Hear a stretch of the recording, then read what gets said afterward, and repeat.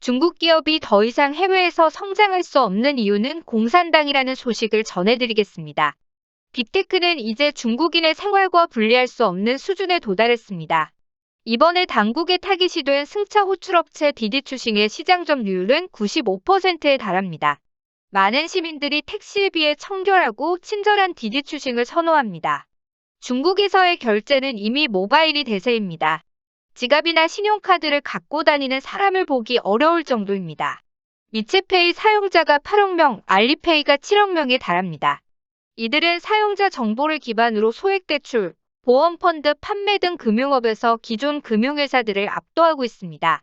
중국 정부가 디지털 화폐인 디지털 위안화 도입을 서두르는 것도 모바일 결제 사업자들의 영향력을 축소하기 위한 시도로 풀이됩니다. 중국이 국가 데이터 안보, 우려 등의 이유로 자국 기업의 미국 등 해외 증시 상장 시 반드시 당국 허가를 받게 하는 등 강력 규제에 나섰습니다. 중국이 미국 등 외국에 상장할 경우 자국 기업이 보유한 지리정보나 고객 정보가 외국으로 넘어갈 수 있다는 우려의 해외 증시 상장 자제 메시지를 분명하게 내보낸 것입니다. 사실상 중국 기업들이 더는 미국 증시에 상장하기 어려워질 것으로 보입니다. 중국 공산당 중앙위원회와 중앙정부인 국무원은 6일 밤 공동으로 증권 위법 활동을 엄격히 관리하는 데 관한 의견을 발표했습니다.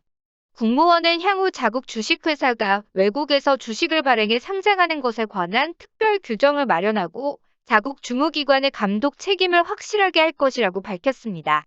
현재 중국 기업들이 미국 등 해외 증시에 상장하기 전 당국으로부터 허가를 받아야 한다는 명문 규정은 없습니다.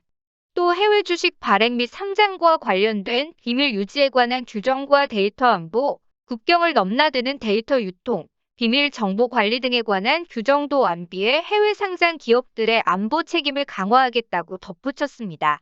해외에 상장한 중국 기업의 대부분이 미국 증시를 선택하고 있어 이번 지침은 다분히 미국 증시 상장 제한에 초점이 맞춰진 것으로 볼 수 있습니다. 아울러 증권시장과 관련된 각종 불법 행위를 무관용 원칙에 따라 강력히 처벌키로 했습니다. 이를 위해 공안과 검찰 등 기관의 전담 조사 인력을 늘리고 조직도 키우기로 했습니다. 중국 사이버 감독 당국은 지난 5월 이후 미국 증시에 잇따라 상장한 디디추싱, 만방그룹 BOSSGP 3개사에 대해 인터넷 안보 심사에 착수했습니다. 중국은 자국의 유망한 대형 기술 기업들이 확실한 통제권에 있는 홍콩이나 상하이 증시에 상장하는 것을 선호해왔습니다. 이에 알리바바, 징둥, 바이두 등 이미 미국 증시에 상장한 중국 기술 기업들은 홍콩 증시에 추가로 상장했습니다. 하지만 디디추싱과 만방, BOSSGP 3사는 중국 회계 조류를 거슬러 미국으로 갔다가 결국 화를 입게 됐습니다.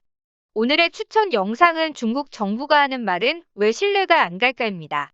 끝까지 시청해주셔서 감사합니다.